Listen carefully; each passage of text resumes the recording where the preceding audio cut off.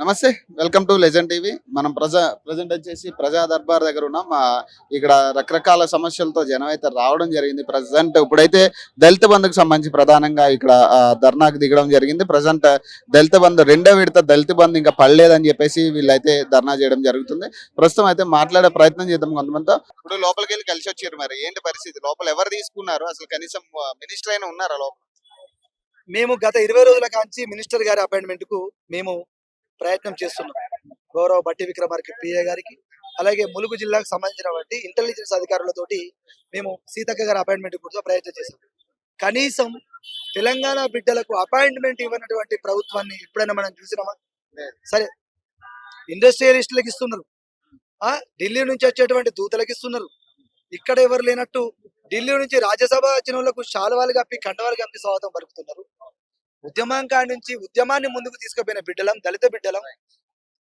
1600 మంది విద్యార్థులు బలిదానం అయితే దాదాపు అందరూ దళిత బడుగు బలహీన వర్గాలకు చెందిన బిడ్డలం. పోయిన ప్రభుత్వం దళిత బంధు పథకం తీసుకొచ్చి దళితుల అభ్యున్నతి కోసం కృషి చేసి 10 లక్షల స్కీమ్ తీసుకొస్తే మాకు కేటాయించినటువంటి 3 లక్షల రూపాయలను కూడా ఇవ్వలేని ప్రభుత్వాన్ని ఏమనాలో కూడా మాకు అర్థం కావడం లేదు. మేము మేనిఫెస్టోలో 12 లక్షలు ఇస్తామని చెప్పి అంబేద్కర్ అభయహస్తం స్కీమ్ పెట్టారు. ఇంతవరకు ఓటానే కాదు బడ్జెట్ సమావేశాలు అయిపోయినాయి.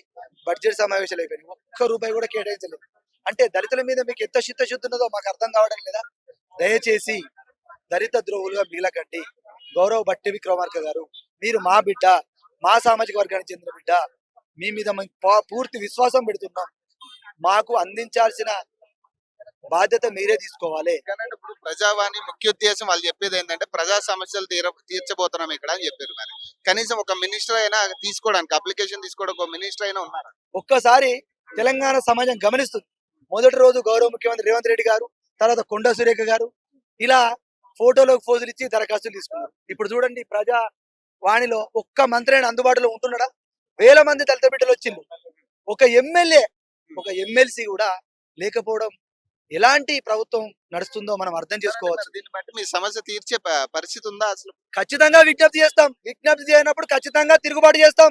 తిరుగుబాటుకు వాళ్ళు ఖచ్చితంగా దిగి రావాల్సిందే. ఎలక్షన్ కోడ్ నడ్డం పెట్టుకొని రోజు రోజుకు తాత్సారం చేస్తే ఉద్యమంగా నుంచి బిడ్డలం, విజ్ఞావంతులుగా ఎదిగిన బిడ్డలం మేము చూస్తూ ఊరుకునే పరిస్థితి లేదు. శాంతియుతంగా చేసే కార్యక్రమం తీవ్ర స్థాయికి కూడా తీసుకుపోయేటువంటి ఆలోచన మేము చేయాలంటే వాళ్ళ మీద ఆధారపడి ఉన్నది. ఖచ్చితంగా వీళ్ళు న్యాయం చేయకుంటే అత్యున్నత న్యాయస్థానాలు ఉన్నాయి, వాటిని సంప్రదిస్తాం. ఖచ్చితంగా ప్రతి దళిత బిడ్డకు న్యాయం జరిగే విధంగా భరోసా కూడా ఉంది కదా మీకు?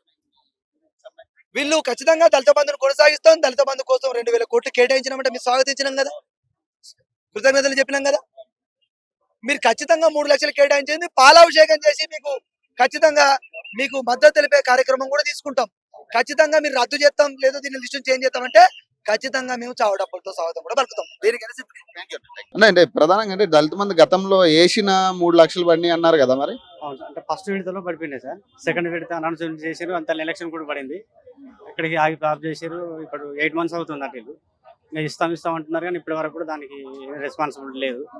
అందుకనే ఇక్కడికి వచ్చి మళ్ళీ అప్లికేషన్ ఫస్ట్ టైం మీరు అర్జీ పెట్టడం రెండోసారి. ఇది మా డిస్ట్రిక్ట్లలో కలెక్టర్ దగ్గరికి వెళ్ళడం కానీ, అక్కడ ఉన్న ఆఫీసులలో తిరగడం కానీ జరిగింది సార్. అది ఇప్పుడు లాస్ట్ టైం అని చెప్పేసి ఇక్కడికి ఆఫీస్ దగ్గరికి వచ్చినాం సార్. మరి ఏమంటారు, మరి ఏమన్నా అవకాశం ఉందా? అవకాశం ఉందని అయితే మరి మేమైతే తిరుగుతున్నాం సార్. మరి అయితే రెస్పాన్సిబిలిటీ ఏం చెప్పట్లేదు ఇంకా, అందుకే మేము ఇలా తిరుగుతున్నాం సార్. అంటే మీరు ఏం డిమాండ్ చేస్తున్నారు ఇప్పుడు? అదే మా అమౌంట్ మాకు ఇచ్చినటువంటి దళిత బంధు ఆల్రెడీ అకౌంట్లలో పడిపోయినాయి. అవి మాకు రిలీజ్ చేయడానికి కానీ మేము అప్లికేషన్ పెట్టి తిరుగుతున్నాం సార్. చెప్పండి. ఏం డిమాండ్ లేదు సార్. మాకు ఇంతకుముందు దళిత బంధు స్కీము అలానే చేసింది. అవి అందరినీ ఎంపిక చేసి కలెక్టర్కు ఎంక్వైరీ చేసింది.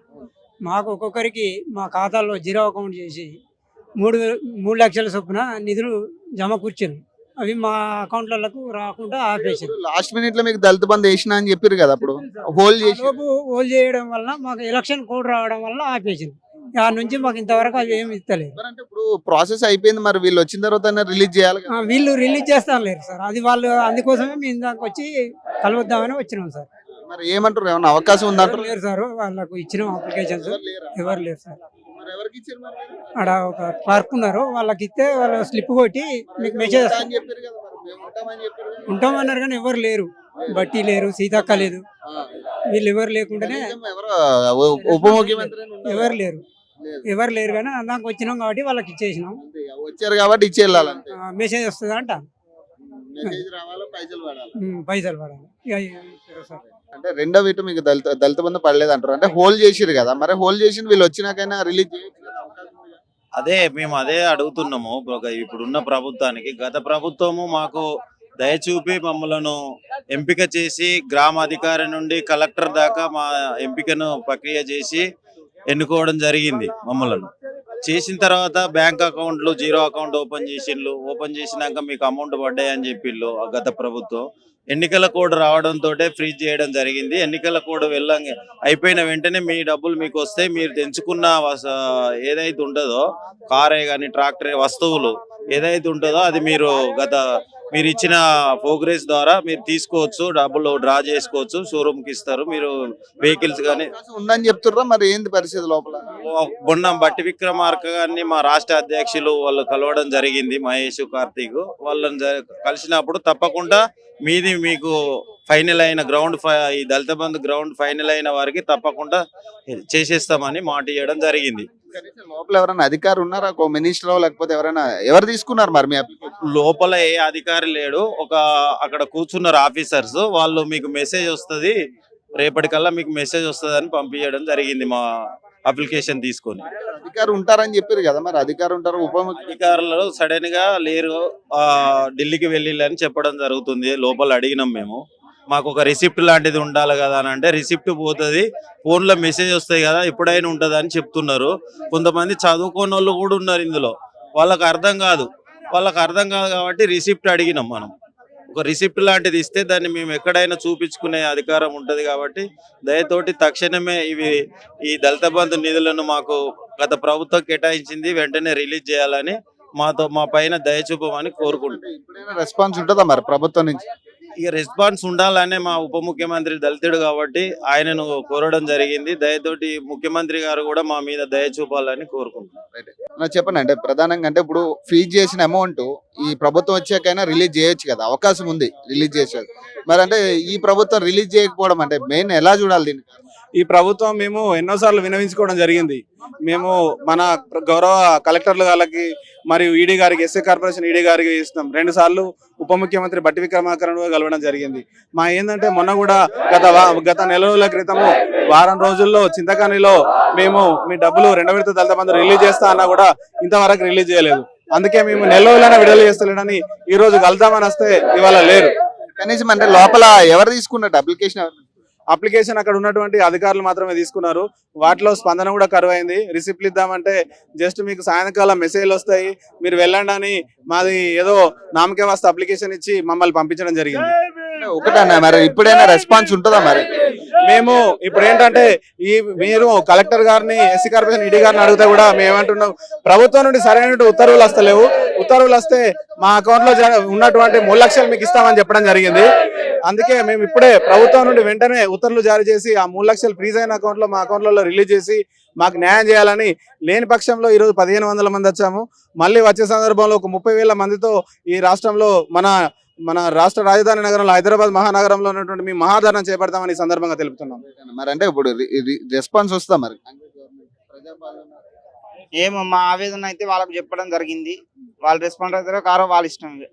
ఈ రెస్పాన్స్ ఎలా ఉంది మరి? లోపలికి వెళ్ళారు కదా, ఎవరు తీసుకున్నారు? అలా కూర్చున్న చార్లు తీసుకున్నారు. మీకు రిసిప్ట్ అడిగితే రిసిప్ట్ లేదు, మీకే సెల్ఫ్ మెసేజ్ వస్తుందని చెప్తున్నారు. మరి వస్తుందో రాదో వాళ్ళు ఏం చేస్తారో చూడాలి, అంతే. అవును, రిలీజ్ చేయాలి. కానీ వారు ఏమంటున్నారు, మేము అర్జీ పెట్టాం సార్, అర్జీ పెట్టిన తర్వాత వారు రేపెల్లుండి మీకు రిసిప్ట్ ఏం రియ్యాలో ఓన్లీ సెల్కి మెసేజ్ వస్తుంది అని చెప్పేసి నెంబర్ తీసుకున్నారు. గతంలో ఫీడ్ చేసి ఓకే మీ పేరు మీద వచ్చినాయి కదా, అమౌంట్ అయితే వచ్చినాయి, ఫ్రీజ్ అయినాయి. మరి ఆ అమౌంట్ రిలీజ్ చేస్తే అయిపోయేది కదా. మరి అది పెద్ద విషయం కాదు కదా, రిలీజ్ చేస్తే బాగుండు. కానీ మొన్న సత్తుపల్లిలో బట్టి విక్రమ సార్ గారు మాట్లాడిండు.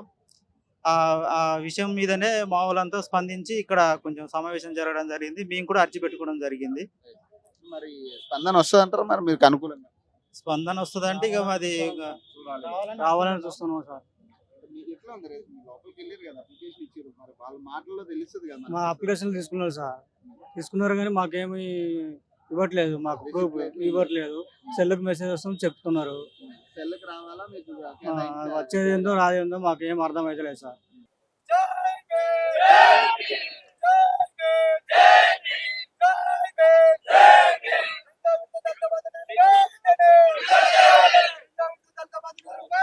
జై